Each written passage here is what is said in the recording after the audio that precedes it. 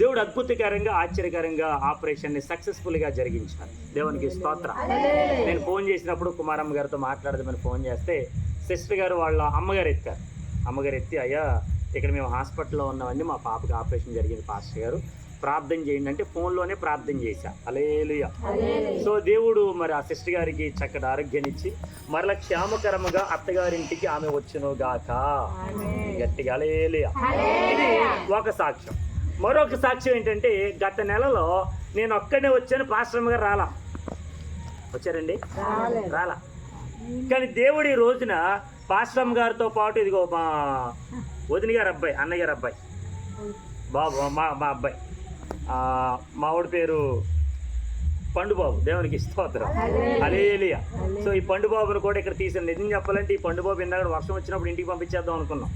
ఈయన అన్నాడు పట్టుబట్టి, నేను వస్తాను, పంపంగి ప్రార్థనలో నేను ఉంటాను. మా వాడు అనుకున్నాడు ఒకవేళ చర్చి ఓపెన్ చేస్తే కనుక చక్కగా డ్రమ్స్ ప్లే చేస్తాడు, చక్కగా పాటలు పాడు. ఇప్పుడు చూసారుగా మీరు, అటువంటి ఆసక్తి ఉండేటువంటి అబ్బాయి నేను వస్తాను బాబాయ్, నేను వెళ్ళను ఇంటికి అన్నాడు. దేవునికి స్తోత్రం. నేను మనసులో అనుకుంటా ఉన్నా, ఎందుకులే మాతో పాటు మేమే ఇబ్బంది పడుతున్నాం, మళ్ళీ ఈడెందుకు, వద్దులే వెళ్ళిపోను అన్నంటే, లేదు ఖచ్చితంగా వస్తా. దేవునికి స్తోత్రం. నేను అంటాను, ఇప్పుడు మా ముగ్గురిని కూడా దేవుడు ప్రయాణంలో ఉదయాన్నే సాలూరు వెళ్ళాం మేము, మా వదిన గారింటికి, పెద్ద వదిన గారింటికి వెళ్ళి అక్కడ వారికి సువార్త చెప్పి దేవుని యొక్క మాటలు అందించి మరలా అక్కడ ప్రార్థన చేసి మరలా ప్రయాణమై ఇటు దాని ఏమంటారమ్మాయి మేడపల్లి వెళ్ళాం. ఆ మేడపల్లిలో కూడా అక్కడ మళ్ళీ సువార్త చెప్పి మనకి ఇలాగ తెలిసిన వాళ్ళు ఎవరైతే పరిచయం అయ్యారో ఆ తల్లికి ప్రార్థన చేసి వెంటనే అక్కడి నుంచి బయలుదేరి ఇంకా వచ్చేద్దాం అనేసరికి పట్టుకుందాం ఆన. అప్పుడే ఫోన్ చేశాను, అమ్మాయి ఎలా ఉందో వాతావరణం, కురుస్తుంది అయ్యారు, పైన వర్షం వస్తుంది అయ్యారు, ఏం చేద్దాం. దేవునికి స్తోత్రం. కానీ దేవుని పనిని మనం చేయడానికి ఇష్టపడినప్పుడు ఆయన మన పని చేస్తాడు. దేవునికి స్తోత్రం. గట్టిగా హల్లెలూయా. సో మేము అక్కడి నుంచి బయలుదేరి వచ్చి మరలా చల్లపేట వెళ్ళాం. అక్కడికి వెళ్ళాం, చల్లపేట వెళ్ళి మరలా మా సిస్టర్ గారిని మా బావగారిని కలిసి పాపని కలిసి ప్రార్థన చేసి మరలా వాళ్ళు ఏదో కొంచెం ఆతిథ్యం వేస్తే కొంచెం స్వీకరించి కొంచెం టీ తాగి వెంటనే బయలుదేరి మరలా ఇక్కడికి వచ్చేసాం. దేవునికి స్తోత్రం. నేను ఇక్కడికి చూసేసరికి నేనే ఇందాక ఫోన్లో చెప్పే తల్లిగారితో, అమ్మ ఒకవేళ ప్రార్థన పెట్టడానికి వీలు కాకపోతే కనుక ఇంటింటికి వెళ్ళి ప్రార్థన చేద్దాం అన్నాను. పాస్టర్ గారికి నేను అన్నాను. తీరా అక్కడికి వచ్చిన తర్వాత అమ్మగారు చూసి, మరి అయ్యారు పెడదామంటే ప్రార్థన అంటే నేను అన్నాను, పెట్టేద్దాం అమ్మ అన్న. హల్లెలూయా. గట్టిగా హల్లెలూయా. ఇదేదో నా ఇల్లు అయినట్టు, ఇదే మందిరం అయినట్టు చెప్తున్నా అమ్మా, వెంటనే పెట్టేద్దాం అమ్మా అన్నాను. కానీ నిజంగా దేవుడు ఎంత అద్భుతకార్యం చేశాడంటే, ఈ లైట్ అక్కడ ఉండాల్సింది, ఆమె అక్కడ ఉండాల్సిన లైట్ ఇక్కడికి వచ్చింది. ఇక్కడ నుంచి వైర్ కనెక్షన్ ఇచ్చి ఇదిగో ఇక్కడ అంతా మనకు వెలుగు రావడానికి ఇదిగో మన ఈ తల్లి గారు ఎంతో దేవుడి యొక్క సహాయాన్ని పొందుకొని మనందరికీ ఇంత చక్కగా ఈ లైటింగ్ ఇవ్వడానికి ప్రభు తల్లి గారిని ఎంతగానో ప్రేరేపించారు. ఆ కుటుంబాన్ని ప్రభు దీవించును గాక. దేవునికి స్తోత్రం. చెప్పండి గట్టిగా హల్లెలూయా. నేను ఎప్పుడు ఫోన్ చేసినా తల్లి గారు ఆమె ప్రార్థన పెడదాం అనేసరికి అందరి దగ్గరికి వెళ్తారు, చక్కగా పలకరిస్తారు, మాట్లాడు, అయ్యా పాస్టర్ గారు వచ్చారండి, దూర ప్రాంతం నుంచి వచ్చారండి, రండి దేవుని మాటలు విందామని. ప్రభు తల్లి గారు కూడా వృద్ధాప్యం ఉన్నా కానీ పిలిచికి రావడానికి ఆ తల్లి గారిని ప్రభు ఎంతగానో ప్రేరేపించాడు. ఇంకా వారి కుటుంబాన్ని ప్రభు దీవించును గాక. చెప్తా దగ్గరగా ఆమేన్. గట్టిగా హల్లెలూయా. మంచిది. ఇది ప్రభు మన జీవితాల్లో జరిగించినట్టు కొన్ని సాక్ష్యాలు. ఆమె కొన్ని మాటలు పరిశుద్ధ గ్రంథంలో నుంచి మనం విందాం. అయ్యో నేను ఈ తల్లి గారిని మర్చిపోయాను, వారి యొక్క కుమార్తెలు ఇద్దరు హాస్పిటల్లో ఉన్నారు, లేదంటే ఈరోజు వస్తానని అన్నారు, కానీ రేపటి దినముని కానీ ఆ ఎల్లుండి కానీ ఒకవేళ వీలైతే దసరా అనగా అక్టోబర్ 2వ తారీఖున సెలవు తీసుకుని డాక్టర్ దగ్గర నుంచి ఇక్కడికి వస్తానన్నారు. నేను అన్నాను, అమ్మ చెల్లెమ్మ మేము ఆల్రెడీ రోజు వెళ్తున్నాం, ప్రార్థన పెట్టేస్తున్నాం అంటే పెట్టింది అన్నయ్య, బ్రదర్ గారు ప్రార్థన పెట్టేది పర్లేదులే అన్నారు. దేవునికి ఇస్తాం. కొద్ది మంచిది. దేవుని మాటలు కొద్ది నిమిషాలు మనం విందాం. చూడండి పరిశుద్ధ గ్రంథంలో, పండుబాబు త్వరగా, పరిశుద్ధ గ్రంథంలో మార్కు సువార్త 9వ అధ్యాయము 29వ వచన భాగంలో రాయబడిన మాట. మార్కు సువార్త 9వ అధ్యాయము 29వ వచన భాగం, పేజీ నంబర్ 41, కొత్త నిబంధన గ్రంథం 41, 40 లేదంటే 39వ వచనం, 39వ పేజీ. మార్కు సువార్త 9వ అధ్యాయము 23వ వచన భాగంలో రాయబడిన మాట, ఏమైనానో నీ వలనైతే మా మీద కనికెరబడి మాకు సహాయము చేయమనెను. ఇప్పుడు 23వ వచనం, అందుకు యేసు, నమ్ముట నీ వలనైతే నమ్మువానికి సమస్తమును సాధ్యమే. దేవునికి స్తోత్రం. ప్రార్థన. పరిశుద్ధమైన మా పరమ తండ్రి నీకు వందనాలు చెల్లిస్తున్నాం.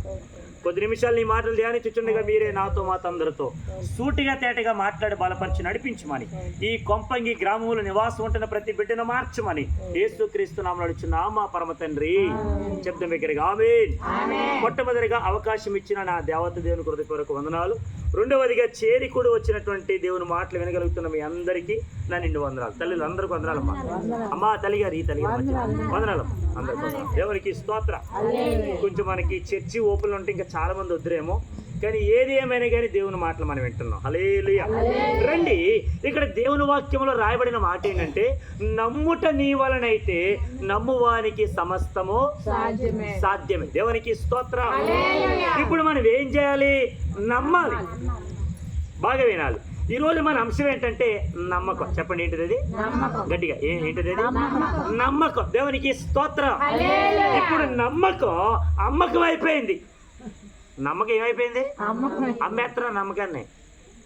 కొంతమంది అంటారు, నా మీద నమ్మకం లేదు నీకు, ఇదిగో నువ్వు నా భార్యవి, నేను నీ భర్తని, నువ్వు నన్ను నమ్మాలి అంటారు కదా కొంతమంది. ఇప్పుడు ఈ భర్త భార్య మధ్య ఇప్పుడు ఏమి లేదంటే నమ్మకం లేదు. నమ్మకం లేనప్పుడు ఏమొస్తుందో తెలుసా?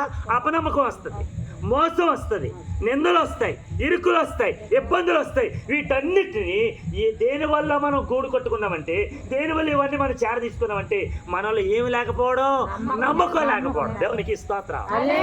చెప్పండి గట్టిగా హల్లెలూయా. కొత్తగా పెళ్ళైనటువంటి కోడల పిల్ల అత్తగారింటికి వచ్చింది, మా పాస్టమ్ గారు లాగా. హల్లెలూయా. ఇప్పుడు ఈ అమ్మగారు ఏం చేశారంటే, అత్తగారింటి దగ్గర మొట్టమొదటిసారి కొంచెం దాని ఏమంటారు, వంటకాలన్నీ వండుతూ ఉన్నారు. ఇక్కడ మనకి అన్ని కూడా ఏంటంటే, ప్రతి కూరలు ఏమేస్తారమ్మా? ప్రతి కూరలు ఏమేస్తారు? చింతపండు వేస్తారు మీరా? ప్రతి కూరలో. Very good. దేవునికి గట్టిగా హల్లెలూయా. ఇప్పుడు ప్రతి కూరలో ఏం చేస్తారంటే, నాకు తెలిసినంత వరకు చింతపండు వేస్తారు. మా సైడ్ అలాగే కొంచెం వేరేగా చేస్తారు.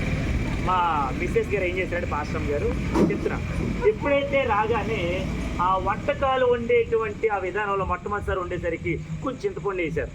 మొట్టమొదటిసారి భర్తకి వెళ్తున్నారు కదా, నన్ను రుచి చూడమన్నారు. రుచి చూసేసరికి అసలే కొత్తగా పెళ్ళయింది, ఏమంటది ఏంటో, వెంటనే బాగున్నది అన్న. అలే చెప్పండి, అలే ఏమన్నాను? బాగున్నారు అన్న. వెంటనే మా తమ్ముడు ఉన్నాడు, ఒరే నీకు ఎలా ఉందిరా కూర అంటే, అన్నయ్య బాగానే ఉందని. ఆడు బాగానే ఉన్నాను. మా అమ్మగారు, అమ్మ ఎలా బాగానే ఉంది. వెంటనే మా పాస్టర్ కోపం వచ్చి, ఎందుకండి మీరు అలగడుగుతున్నారు బాగుందా లేదని అందరినీ, ముందు మీకు ఎలా ఉందో చెప్పండి అన్న. నిజం చెప్పాలంటే బాగాలేదమ్మా. దేవునికి స్తోత్రం. గట్టిగా హల్లెలూయా. ఇప్పుడు బాగాలేదన్నంత మాత్రం చేత కూర పాడవలేదుగా. కొత్తగా వచ్చారు కాబట్టి, వంటకం వండారు కాబట్టి, అది ఎలా ఉంది అంటే రుచి చూసి చెప్పాల్సిన బాధ్యత. ఇప్పుడు బాగుందని అబద్ధం చెప్పిన తర్వాత, ప్రతిరోజు ప్రతి వంటకాల్లో చింతపండు వేసిందని కూడా తింటవా? చెప్పండి అమ్మా. ఇప్పుడు బాగాలేదని చెప్పేసరికి తర్వాత రోజు నుంచి కొంచెం మా ఆయన గారికి ఎలా వండాలో ఆమె. దేవునికి స్తోత్రం. ఎందుకు ఈ మాట చెప్తున్నానంటే, మన జీవితంలో నమ్మకం అనేది చాలా ప్రాముఖ్యం. ఈ నమ్మకాన్ని మనం కాపాడుకోవాలి.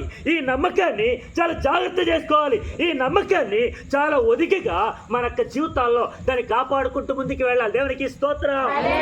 ఈ రోజున సమాజంలో నమ్మకం లేదు. నమ్మకం ఉందా? లేదు. 5 సంవత్సరాలకు ఒకసారి వస్తుంది. ఏంటిది? 5 సంవత్సరాలకు ఒకసారి వస్తుంది. Very good. దేవునికి స్తోత్రం. ఏమొస్తుంది? 5 సంవత్సరాలకు ఒకసారి వచ్చేటువంటి ప్రతి ఎన్నికలకి ప్రతి ఒక్క అధికారులందరూ కూడా ఓటర్ల దగ్గరికి వస్తూ ఉంటారు. వచ్చిన తర్వాత వాళ్ళంటారు అంటే, అమ్మ నన్ను నమ్మండి, మీకు రోడ్లు వేపిస్తా, నన్ను నమ్మండి, మీకు ఇల్లు కట్టిస్తా, నన్ను నమ్మండి, మీకు పింఛన్లు ఇస్తా, నన్ను నమ్మండి, మీకు అన్నీ చేసి పెడతా. మంచిదే. ఇప్పుడు అధికారులను నమ్మి మనం ఏం చేస్తున్నాం? వేసిన తర్వాత కొంతమంది అధికారులు ఈ మాటను గుర్తుపెట్టుకొని చాలా చక్కగా రోడ్లను వేయించడం. ఇప్పుడు ఆ రోడ్డు మీద మనం ఉన్నాం. ఆమె నమ్మరేంటమ్మా, అవునా కదా? హల్లెలూయా. అంతకుముందు ఈ రోడ్డు ఎలా ఉండేది నాకు తెలియదు, మరి ఎందుకు నేను హల్లెలూయా. కానీ ఇప్పుడు రోడ్లు ఎలా ఉన్నాయి అంటే బాగా ఆలోచించండి. ఇప్పుడు అధికారి లేదంటే వచ్చినటువంటి ఎవరైతే వచ్చారో వారు మనతో అంటారు, అమ్మా నన్ను నమ్మండి, మీ కొంపంగి గ్రామానికి మీకు ఏది కావాలో అన్నీ నేను చేసి పెడతాను అన్నప్పుడు ఒక అధికారి చెప్పిన మాట మనం ఎలాగైతే నమ్ముతున్నామో, నమ్మి ఓటేస్తున్నామో, ఇప్పుడు నేను చెప్పే మాట యేసు ప్రభువును కూడా నమ్మండి.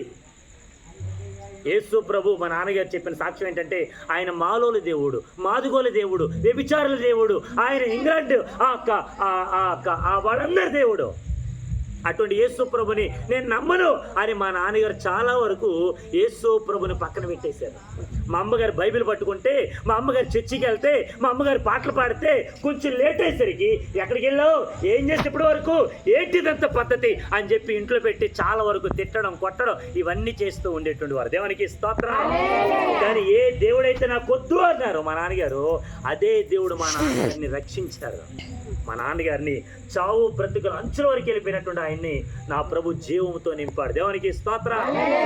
మైకి లేకపోయినా ఎందుకు ఇంత గట్టిగా చెప్తున్నానంటే, నేను నమ్మిన దేవుడు నా కొరకు ప్రాణం పెట్టిన నజరేయుడైన యేసుక్రీస్తుని నమ్మండి, ఆయన మిమ్మల్ని కూడా రక్షిస్తాడు. హల్లెలూయా.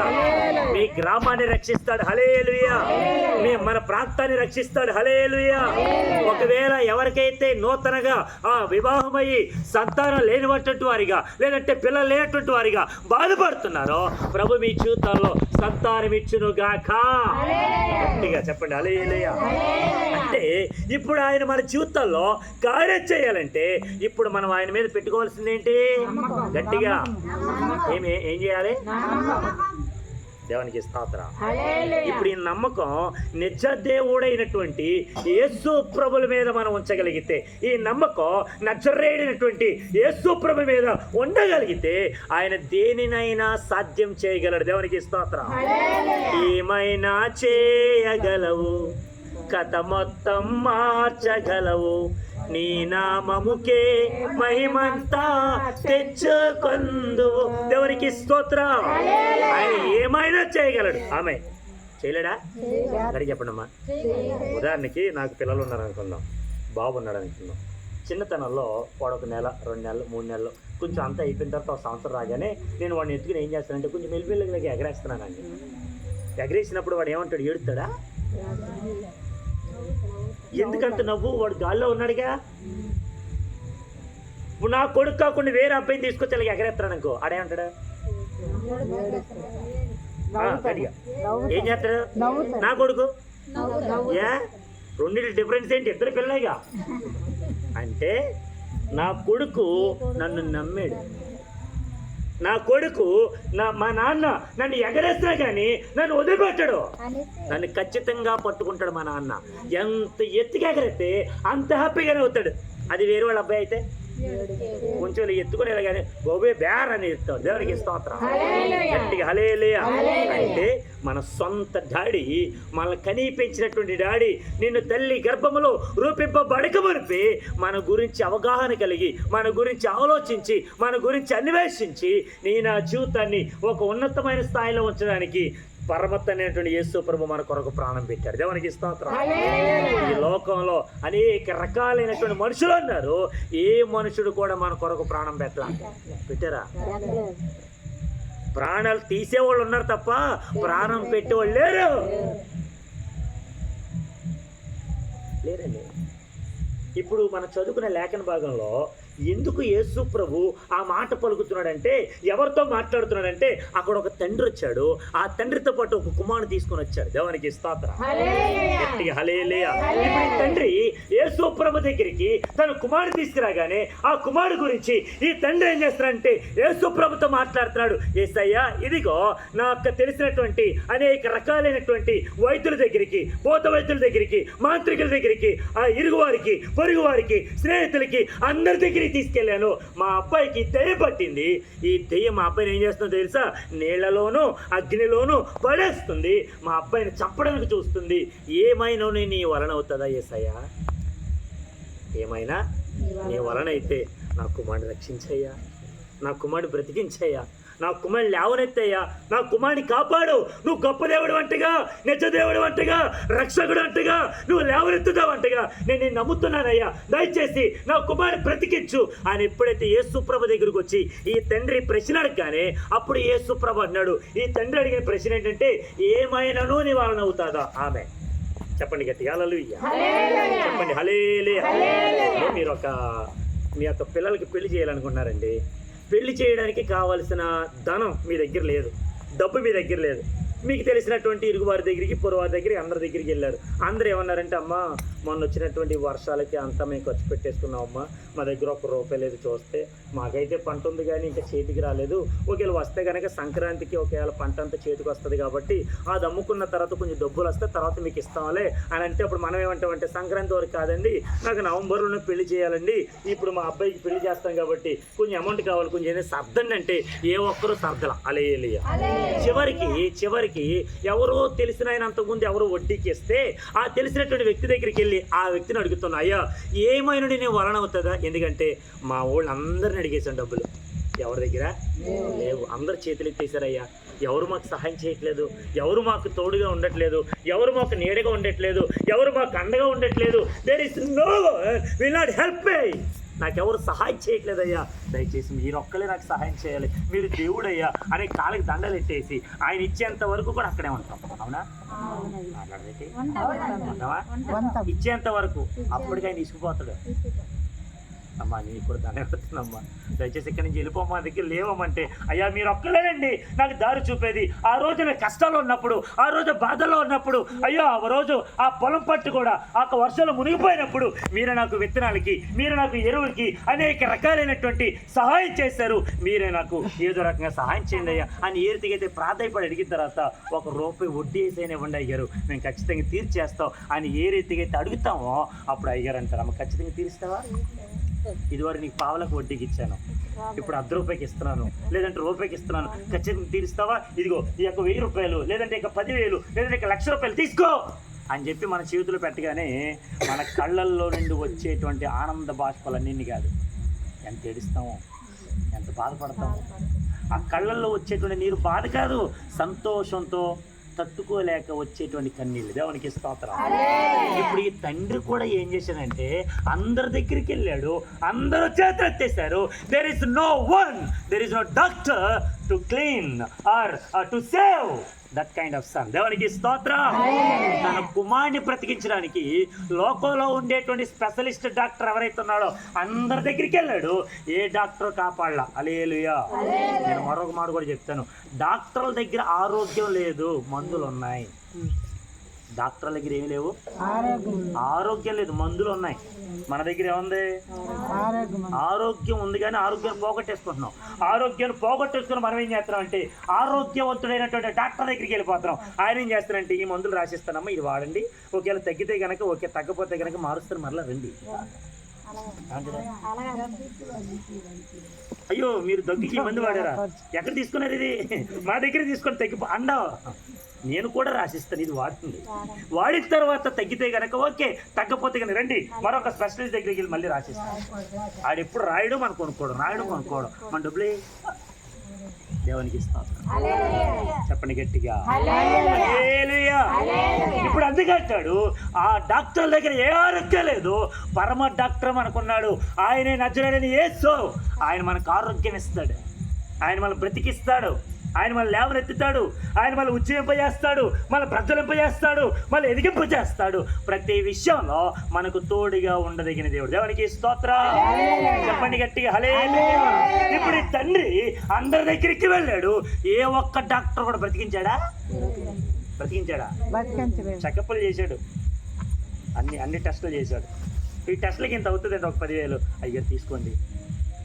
ఈ డాక్టర్ చూసారు, అయ్యో ఇన్ని టెస్టులు చేసినా కానీ రోగం ఏంటో తెలియట్లేదండి, వేరే డాక్టర్ దగ్గరికి వెళ్ళండి. ఆ డాక్టర్ దగ్గరికి, ఈ డాక్టర్ దగ్గరికి, అందరి దగ్గరికి వెళ్ళి అన్ని టెస్టులు చేయించుకున్న తర్వాత టెస్టులు అయితే బయటకు వస్తున్నాయి కానీ రోగం మాత్రం తెలియట్లేదు. ఎందుకంటే లోపల ఉంది రోగంగా దెయ్యం. లోపల ఏముంది? గట్టిగా చెప్పండి. దెయ్యం ఉన్నప్పుడు రోగాలు బయట పడవు, మీరు గుర్తుపెట్టుకోండి. మనం ఎంత డాక్టర్ గారి దగ్గరికి వెళ్ళి ఎంత డబ్బు ఖర్చు పెట్టినా మన లోపల ఉండేటువంటి దెయ్యం ఉన్నంత వరకు రోగాలు బయట పడవు, అది పడనివ్వదు. నజరేయుడని యేసు నామములోనే ఆ దెయ్యం పారిపోవాలి. దేవునికి స్తోత్రం. గట్టిగా హల్లెలూయా. ఏ దుష్ట శక్తులు కానీ, ఏ దయ్యాలు కానీ, ఏ మంత్రగతులు కానీ, దేర్ ఇస్ నో వన్, నా యేసుకి ఏది కూడా అడ్డుగా నిలబడలేదు. గల కారణం ఏంటి తెలుసా? నా ప్రభువు సర్వమును సృజించినటువంటి సృష్టికర్త అయినటువంటి యేసు ప్రభు. దేవునికి స్తోత్రం. గట్టిగా హల్లెలూయా.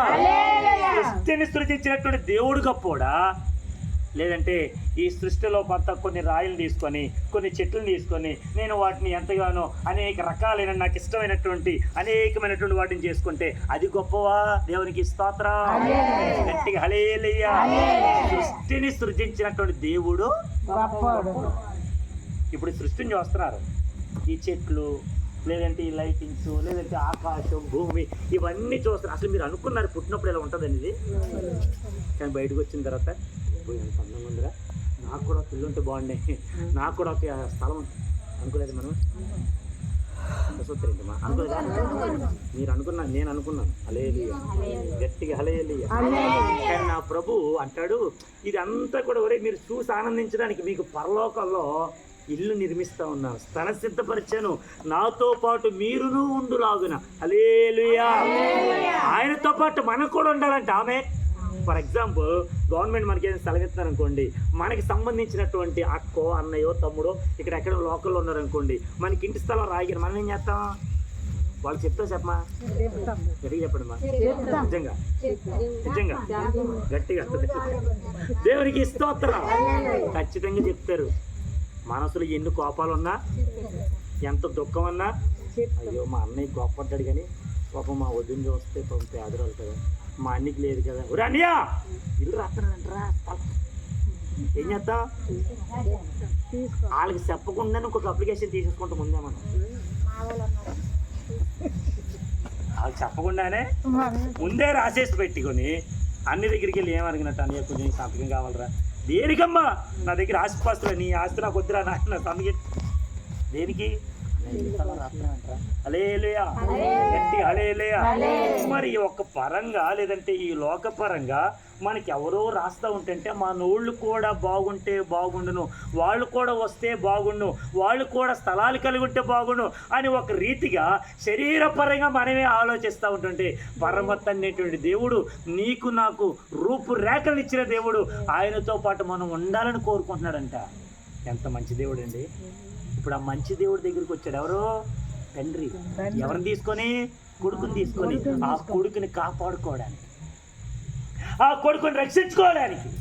ఇప్పుడు యేసు ప్రభువు అన్నాడు, ఏమైనాను నీ వలన అవుతుందో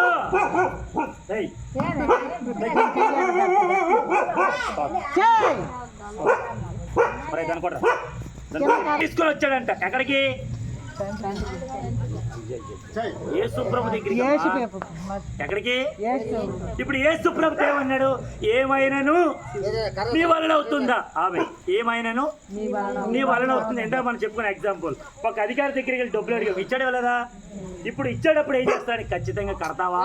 ₹1 వడ్డీకి, ₹10 వడ్డీకి ఖచ్చితంగా కడతామంటే మనం ఏం చేస్తాం? దాని మీద సంతకం పెట్టి, అయ్యారు కడతాం, అయ్యారు మీరు మాకు దేవుళ్ళు అంటే అయ్యారు అని చెప్పేసి వెంటనే ఆ కాగితాల మీద సంతకం పెట్టడమో, వెంటనే డబ్బు తీసుకోవడమో, వెంటనే ఏదో ఒకటి చేస్తాం. దేవునికి స్తోత్రం. ఇప్పుడు యేసు ప్రభు దగ్గరికి రాగానే యేసు ప్రభు అడిగిన మాట ఏంటంటే, ఆ తండ్రి చెప్పిన మాట, ఏమైనాను నీ వలన అవుతుందా? యేసయ్యా నా కుమారుడు బ్రతికించాను. కానీ యేసు ప్రభు చెప్పిన మాట నమ్ముట నీ వలన అవుతుందా అంటే, నువ్వు నన్ను నమ్ముతున్నావా? నేను చేయగలను, నేను బ్రతికించగలను, లేవనెత్తగలను, స్వస్థపరచగలను, ఆరోగ్యం ఇవ్వగలను, నీ కుమారుడు సజీవుడిగా చేయగలను అని నువ్వు నమ్ముతున్నావా అని ఎవరు అడిగారు? యేసు ప్రభు అడిగారు. ఎవరినే? తండ్రిని. ఆమె ఇప్పుడు ఒక అవసరతతో నేను వెళ్ళానండి. వెళ్ళిన తర్వాత, అయ్యా ఏమని నీ వల్ల అవుతుందో నాకు సహాయం చేయగానే, ఇప్పుడు ఆయన ఏమంటాడు? నేను చేయగలనని నువ్వు నమ్ముతున్నావా? నా వల్ల అవుతుందని నువ్వు నమ్ముతున్నావా? అంటే ఈ లోకాన్ని సృష్టించినటువంటి సృష్టికర్త నేనే అని నువ్వు నమ్ముతున్నావా? ఈ యొక్క నిజమైన దేవుడను యేసుక్రీస్తుని నేనే నువ్వు నమ్ముతున్నావా? నీ కొరకు సర్వ మానవాళి కొరకు వారి యొక్క పాప పరిహారార్థ కొరకు శిలువలో బలియాగం అయిపోయిన నజరేయుడైన యేసుని నేనే నమ్ముతున్నావా? మరణమును జయించి 3 రోజులు భూగర్భములో ఉన్న నిజ రక్షకుడైన యేసు ప్రభు నేనే నమ్ముతున్నావా? ఆ మరణాన్ని జయించి పునరుద్ధానుడయ్యాను నమ్ముతున్నావా? అలాగే పరలోకానికి ఆరోహణమై వెళ్ళాను నమ్ముతున్నావా? మరలా తిరిగి వస్తాను 2వ రాకల్లో నమ్ముతున్నావా? ఇవన్నీ నమ్మితే నజరేయుడని యేసు ప్రభుని నువ్వు ఏది అడిగినా అది నీ జీవితంలో జరుగుతుంది. హల్లెలూయా, హల్లెలూయా, హల్లెలూయా చెప్పండి. నమ్మకం చాలా ప్రాముఖ్యం. అది భార్యాభర్తల మధ్య అయినా సరే, అత్తామామల మధ్య అయినా సరే, తల్లిదండ్రుల మధ్య అయినా సరే, అక్కడ ఇరుగువారి దగ్గర పొరుగువారి మధ్య ఎక్కడున్నా సరే మనలో ఉండాల్సింది ఏంటో తెలుసా? నమ్మకం. ఎవరో ఒక వ్యక్తి వేరే చల్లపేట నుంచి ఈ ప్రాంతంలో ఉండడానికి వస్తుందంట. నేను ముగించేస్తాను. చల్లపేట నుంచి ఈ యొక్క కొంపింగి గ్రామంలో నివాసం ఉండడానికి వస్తూ ఉంటుంటే అక్కడి నుంచి ఆ సెంటర్ నుంచి దిగి వస్తూ ఉంటుంటే అడుగుతుందంటే ఎవరినో ఒక అక్కడ ఉండేటువంటి మనుషులందరూ అడుగుతుంది, అయ్యా ఈ ఊరు మంచిదేనా, ఈ గ్రామం మంచిదేనా అని అడుగుతుందంట. ఎవరు వచ్చావిడ ఇక్కడ ఉండడానికి. వెంటనే ఇటువంటి చిన్న కుర్రాడు అన్నాడంట. వెంటనే కొంచెం జోక్యం చేసుకొని, అమ్మా ఈ ఊరు మంచిదా అన్నారు. అసలు నీ ఊరు మంచిదేనా?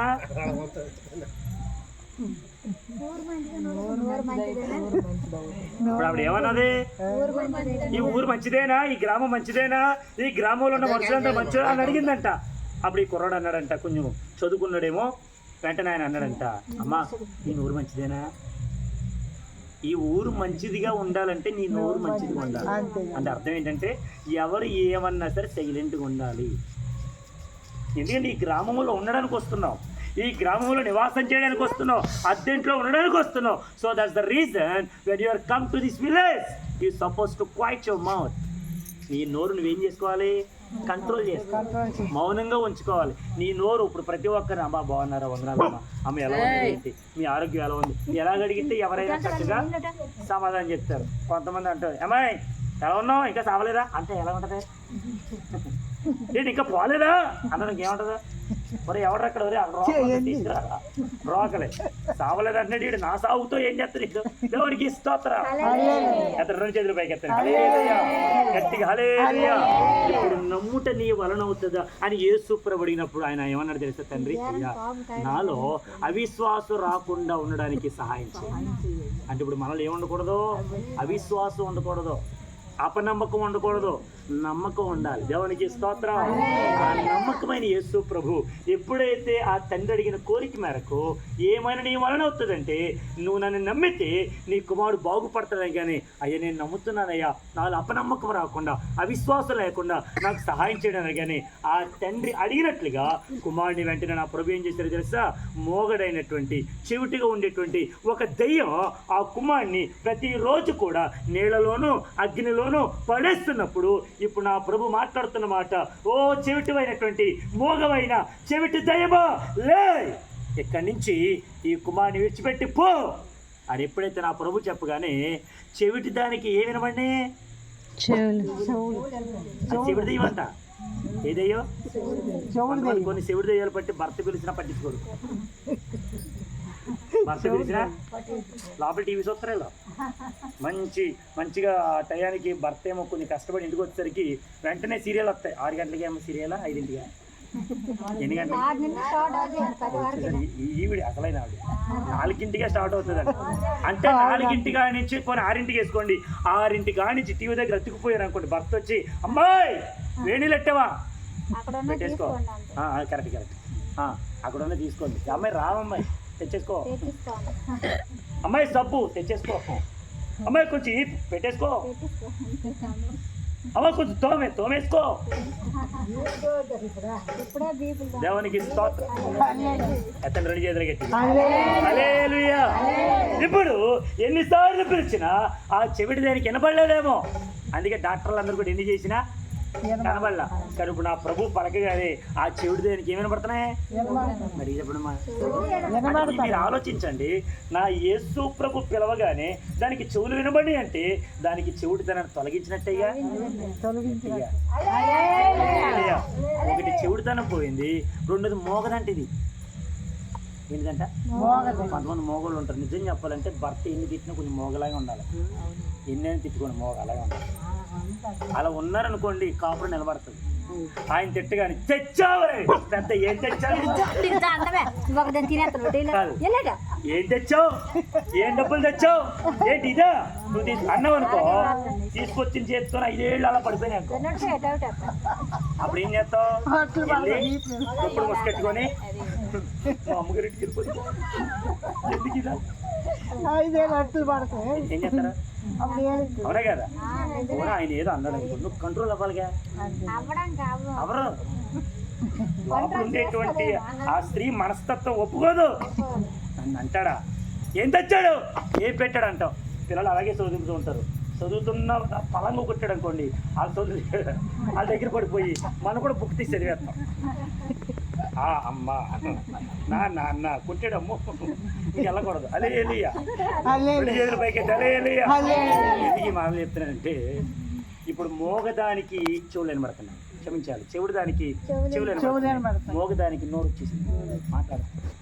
నా ప్రభువు చెప్పగానే అది విలవిలలాడించిందంట. మీరు ఎప్పుడైనా దెయ్యం పట్టినటువంటి వాళ్ళు మనుషులు చేస్తే అది విలవిలలాడించేస్తా ఉంది.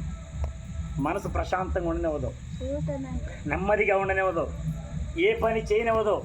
సడన్గా ఏదో ఆ ప్రశాంతంగా ఉన్నట్టుగా కనపడతారు, సడన్గా లేచిపోతారు, మరలా ఏదేదో మాటలంటారు. వాళ్ళ యొక్క మనస్తత్వం అంతా వేరుగా ఉంటుంది, వారు ఏదో మాట్లాడుకుంటూ ఉంటారు.